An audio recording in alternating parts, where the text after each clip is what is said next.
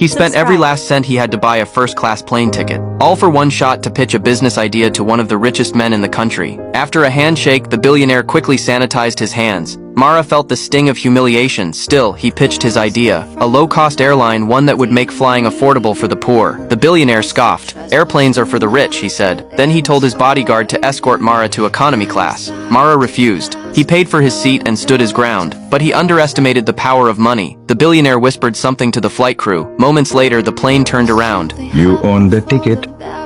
I own the plane, my friend." Mara was kicked off the plane, utterly humiliated. What the billionaire didn't realize was that this poor man would become his greatest threat. And this isn't fiction, it's a true story. As Mara left the airport, an older man named Babu stopped him. He had overheard Mara's plan. Babu understood the vision. In India, 90% of people couldn't afford to fly, but the demand was massive. Still, airplanes cost millions. Babu asked for detailed numbers. Mara took him to a small diner. He ordered a plain pizza. Babu hesitated, then took a bite and was stunned. It tasted like something from a five-star hotel. Mara explained, "Five-star food and street food aren't that different. The price comes from packaging, not the product. Same with flying. Cut business class, cut in-flight meals, pack more economy seats, low fare, high volume, that's the model." It clicked for Babu. Mara didn't just dream big, he understood business. But to move forward, investors had to sign off. Babu took Mara to pitch the idea. The answer? Unanimous rejection. Planes were expensive, and government approvals were unpredictable. Mara had a solution. Don't buy planes, lease them. After 9/11, Boeing had a surplus of grounded jets. They were renting at half price, a narrow window of opportunity. The board agreed to fund it, but said the money would take 6 months to release. So Babu asked Mara to front the lease payment himself, $6 million.